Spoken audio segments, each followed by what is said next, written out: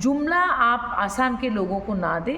America तो हम बाद में बनेंगे, पर जो सड़कें आज तक इनकम्प्लीट है उनको कंप्लीट किया जाए। आज गुवाहाटी में जो भारत सरकार के मंत्री हैं नितिन गडकरी, उन्होंने कहा है कि 2024 के ख़त्म होने तक असम की सारी जो नॉर्थ ईस्ट की सड़कें हैं वो अमेरिका के सड़कों की तर्ज पर बन जाएगी। इसको लेके आपको क्या कहना है?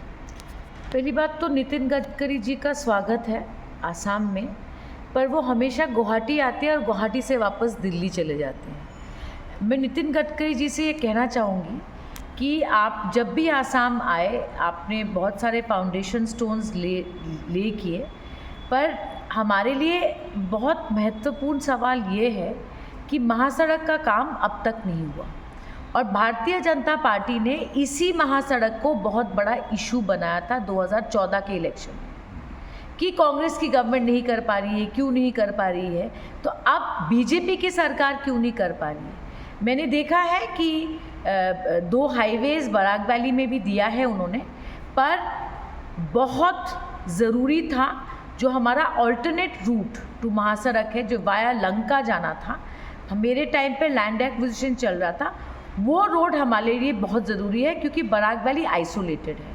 तो अमेरिका की तरह रास्ता बनेगा, ये जुमला है कि क्या है ये तो वक्त ही बताएगा, पर मैं अपनी आंखों से देख रही हूँ दैट महासड़क में बहुत सारी प्रॉब्लम्स है, उस पर आप नज़र दें। और जुमला आप आसाम के लोगों को ना दें, और अगर मुख्यमंत्री चाहते तो ज़रूर वो अल्टरनेट रूट का प्रपोजल दे सकते थे। मुझे पता नहीं उन्होंने क्यों ये नहीं दिया। आपने तो अमेरिका विजिट किया है, तो हाँ, is it possible to get roads like America in North East? If Minister Nitin Gadkari ji is saying that the roads of Northeast are going to look like the roads of America, I think it's a bit of an exaggeration because elections are coming. Before elections, Bharatiya Janata Party promises you anything. And I would like to say that Northeast has a lot of challenges when it comes to infrastructure. And the biggest challenge we are facing is with the Mahasadak, which is located from Barack Valley to Dima Hasao. Till today, that has been a battle. It has been a challenge that needs to be done, and it is a very old demand of Barack Valley to have an alternate route to the Mahasadak, which will go via Lanka. Why that has been not done, I don't know. And like you said, yes, I've been to America, and I think that America तो हम बाद में बनेंगे, पर जो सड़कें आज तक इनकम्प्लीट है उनको कंप्लीट किया जाए।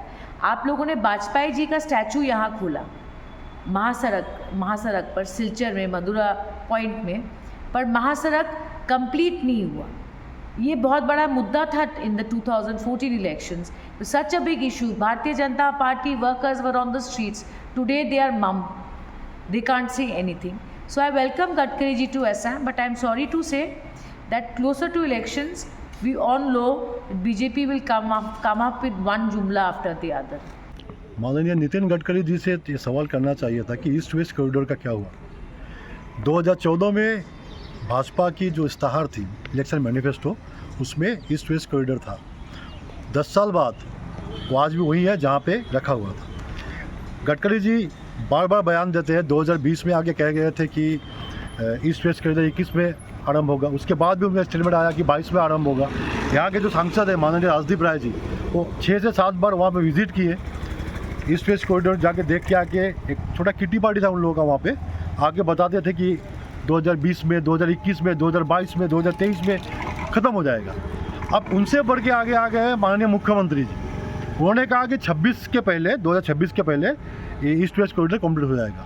और आज तो बहुत हैरान की बात है कि जैसे मध्य प्रदेश के माननीय मुख्यमंत्री शिवराज सिंह चौहान जी ने अमेरिका से वापस आके कहा था कि मैं अमेरिका जाके तंग रह गया कि वहाँ से अच्छा रास्ता तो मेरा मध्य प्रदेश में है, और आज उनकी सभा में 50 लोग नहीं हो रहे हैं। तो जो झूठों का जो टोली है ना, लोग समझ चुके हैं।